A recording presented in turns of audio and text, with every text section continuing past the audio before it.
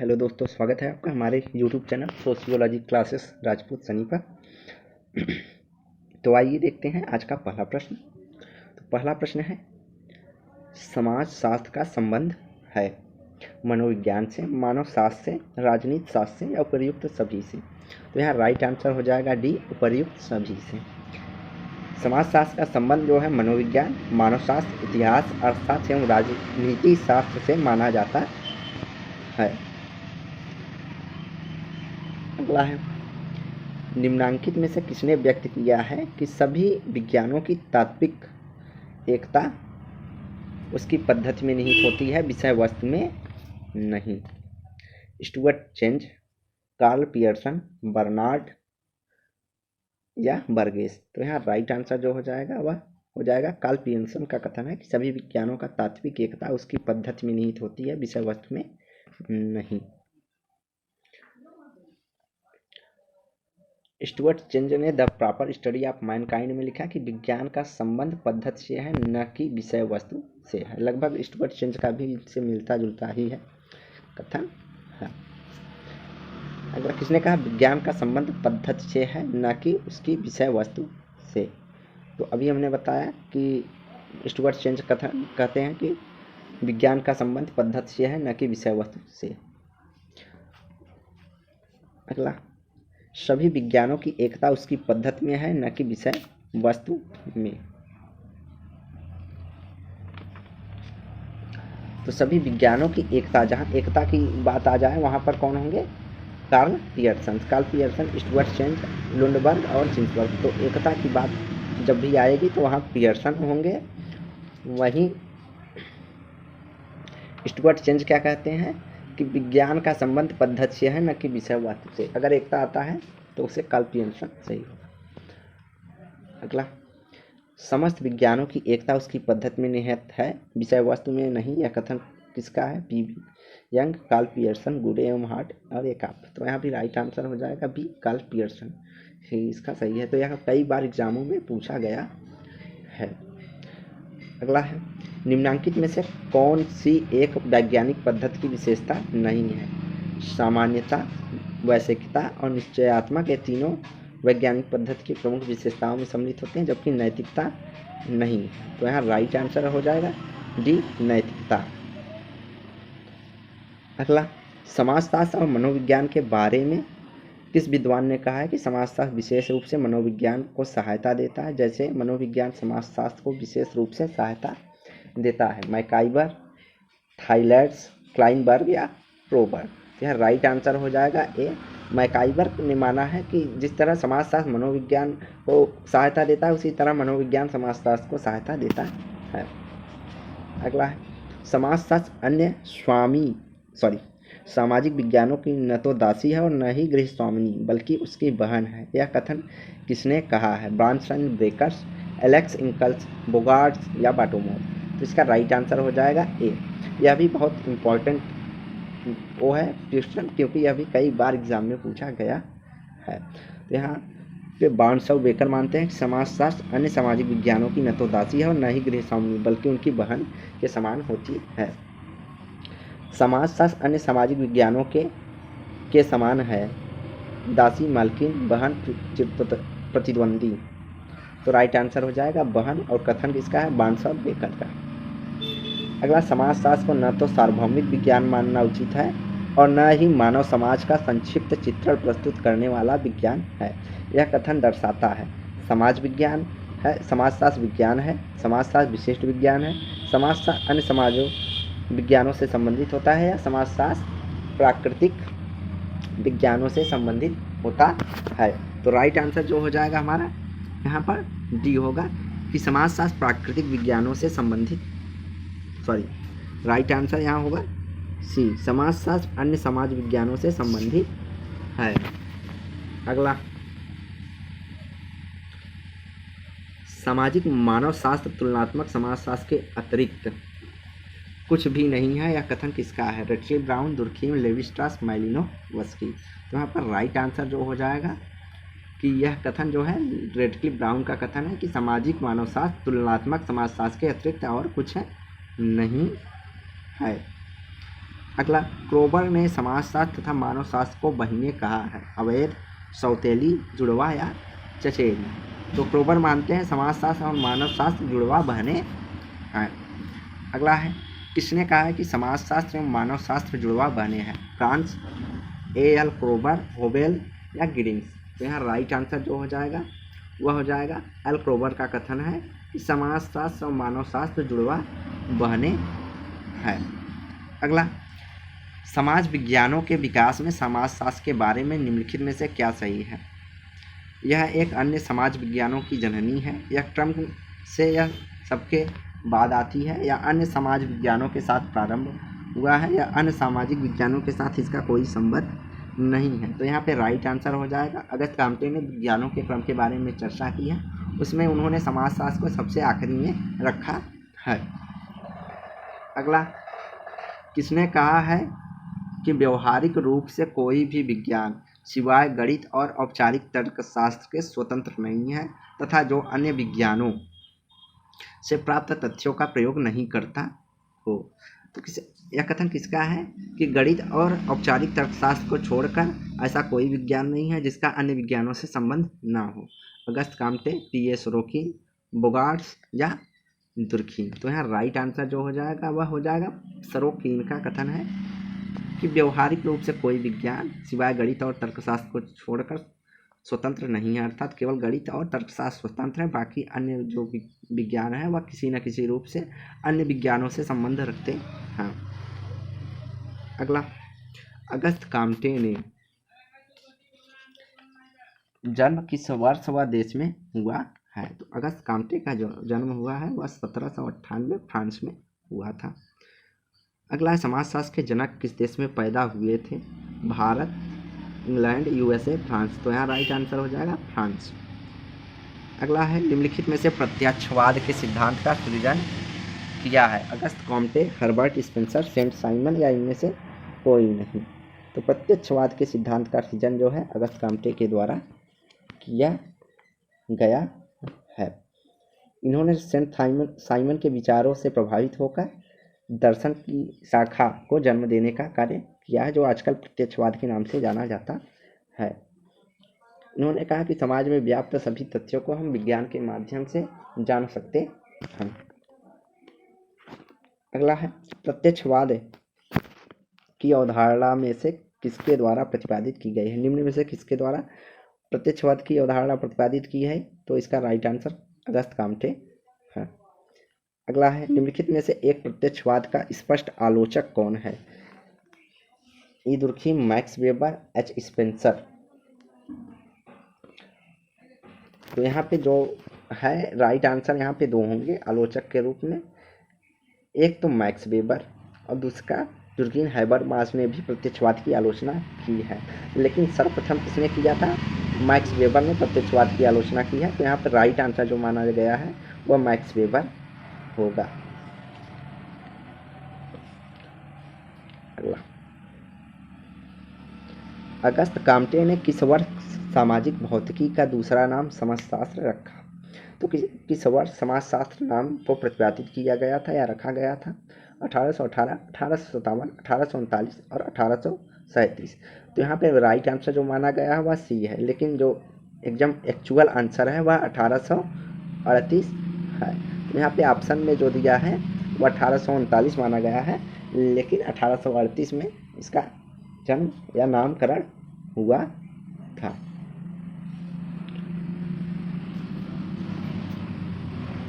अगला है, किस समाज दार्शनिक ने समाजशास्त्र को सामाजिक भौतिकी की संज्ञा दी है? Saint Simon, Auguste Comte, Hegel, Spencer. तो इसका राइट आंसर हो जाएगा अगस्त काम्टे ने सामाजिक भौतिकी की संज्ञा दी थी। और अगस्त काम्टे और यहाँ पे सेंट साइमन का भी कहीं कहीं पर किसी किसी बुक में जिक्र मिलता है कि सामाजिक भौतिकी नाम देने का श्रेय जो है सेंट साइमन और अगस्त काम्टे को संयुक्त रूप से दिया जाता है।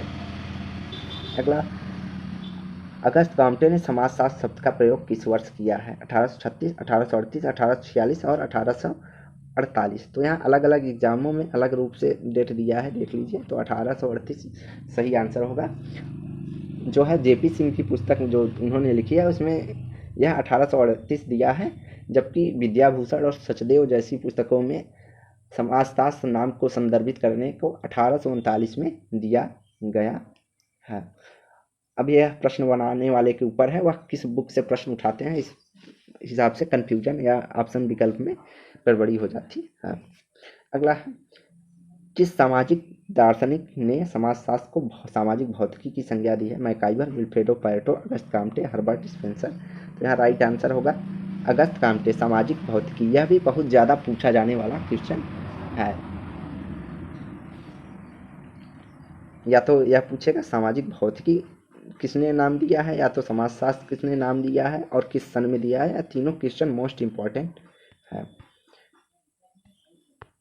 अगला है, सोशियोलॉजी शब्द की रचना के पूर्व कॉम्ट ने समाज विज्ञान को कौन सा नाम दिया है? सोशल डीमोलॉजी, एंथ्रोपोलॉजी, सोशल बायोलॉजी या सोशल फिजिक्स। तो यहाँ देख रहे हैं ना, अलग अलग तरीके से यही प्रश्न पूछ रहा है। तो यह अगला है, निम्नलिखित में से किस समाजशास्त्री ने सामाजिक पुनर्गठन की योजना प्रस्तुत की है? Emile Durkheim, Karl Marx, Herbert Spencer, Auguste Comte. तो यहाँ राइट आंसर क्या हो जाएगा? D, Auguste Comte. तो या तो सामाजिक पुनर्गठन करके यह क्वेश्चन पूछा जाता है, या तो सामाजिक संगठन करके यह पूछा जाता है। तो राइट आंसर हो जाएगा अगस्त काम्टे।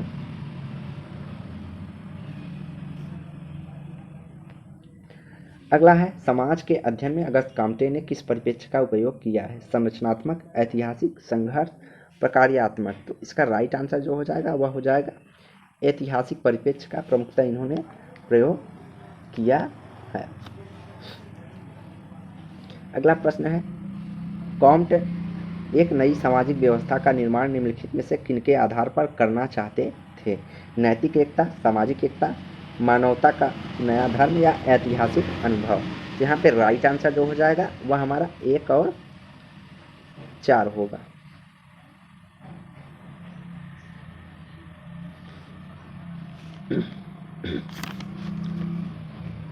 तो सॉरी, नैतिक एकता नहीं, सामाजिक एकता के बारे में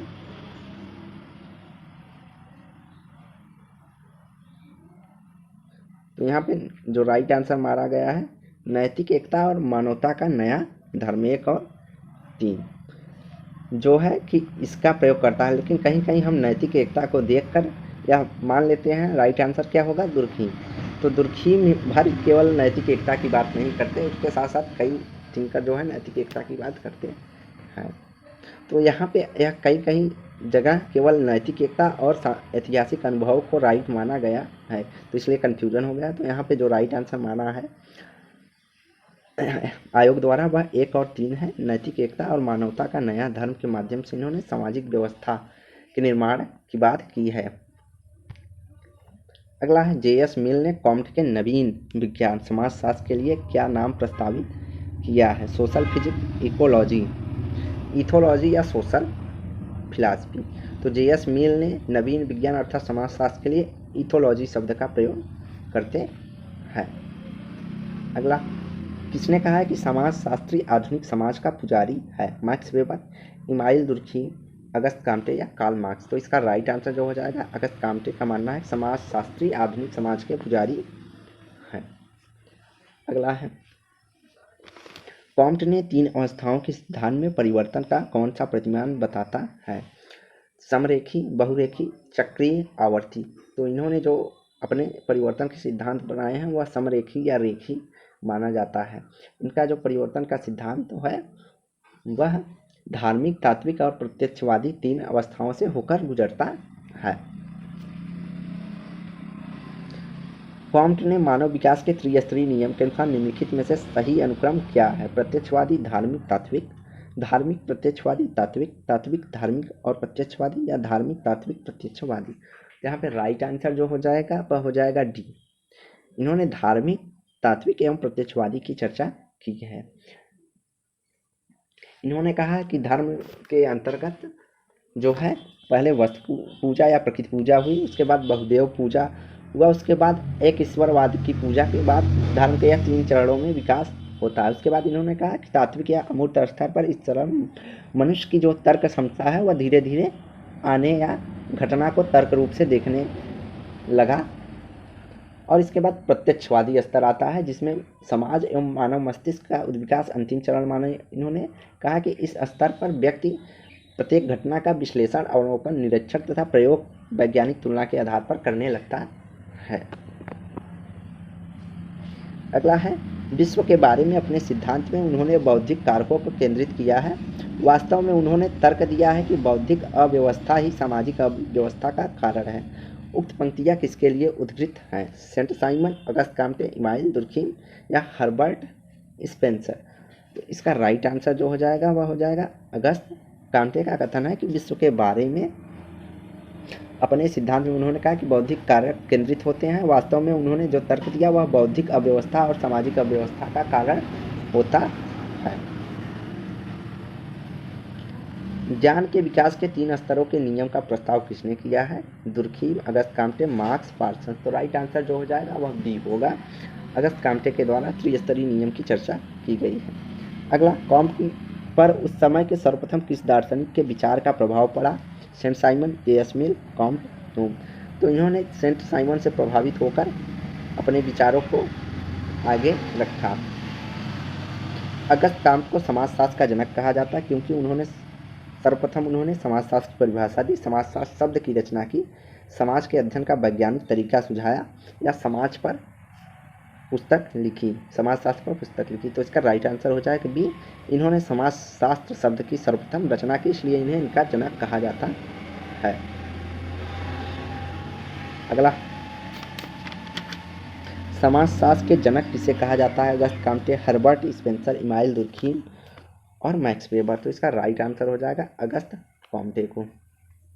अगला, अगस्त काम्टे के अनुसार समाज शास्त्र समाज का विज्ञान है, समाजशास्त्र सामाजिक संबंधों का विज्ञान है, समाजशास्त्र सामाजिक वास्तविकताओं का विज्ञान है या समाजशास्त्र सामाजिक व्यवस्था एवं प्रगति का विज्ञान है? तो काम्टे के अनुसार समाजशास्त्र सामाजिक व्यवस्था एवं प्रगति का विज्ञान है।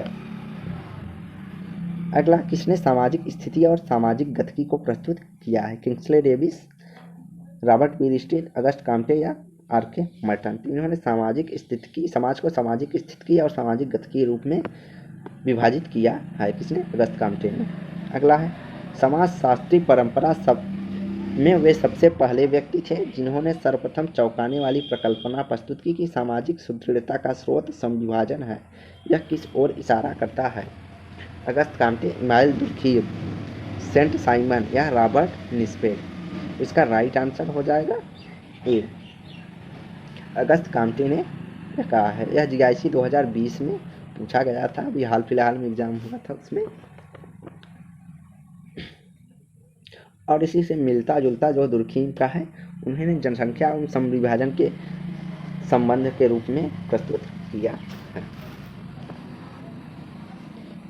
अगला, अगस्त काम्टे ने विज्ञानों का संयोजन श्रेणीबद्ध रूप से इनमें से कौन सा सही है? गणित, नक्षत्र विज्ञान, गणित शास्त्र, नक्षत्र विज्ञान, भौतिक शास्त्र, रसायन विज्ञान, जीव विज्ञान या समाज शास्त्र।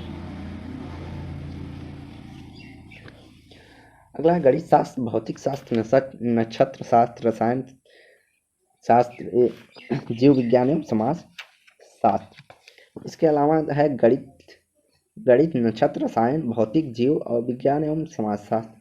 अगला है गणित, नक्षत्र, भौतिक शास्त्र, जीव विज्ञान या रसायन शास्त्र या विज्ञान शास्त्र। तो इसका राइट आंसर जो हो जाएगा, इनका जो विज्ञानों का श्रेणीबद्ध इन्होंने किया है, तो इन्होंने पहले स्थान पर गणित, उसके बाद खगोल शास्त्र या नक्षत्र विज्ञान, उसके बाद भौतिक विज्ञान, उसके बाद रसायन विज्ञान, उसके बाद जीव विज्ञान और लास्ट में समाजशास्त्र को रखा है। अगस्त काम्टे ने वर्गीकरण सोपानी जो है इनका उद्विकास के सिद्धांत पर आधारित है। इनका मानना है वैज्ञानिक चिंतन का उद्विकास हुआ है। उनके अनुसार समाजशास्त्र की उत्पत्ति के सबसे बाद में हुई है, इसलिए यह सबसे अधिक जटिल विषय है। चूँकि गणित सबसे पहले बुनियादी और है, तो इसीलिए गणित सरल विषय है। उन्होंने कहा जो पूर्ववर्ती विज्ञान है वह समाजशास्त्र मतलब सरलता से जटिलता की ओर बढ़ता विज्ञान है। तो आज की वीडियो यहीं समाप्त करते हैं। वीडियो को लाइक एंड शेयर करें, चैनल को सब्सक्राइब करें। धन्यवाद। डेली क्विज के लिए आप हमारे टेलीग्राम चैनल पर जुड़ सकते हैं, जिसमें 9 AM और 9 PM पर क्विज करवाया जाता है। तो धन्यवाद।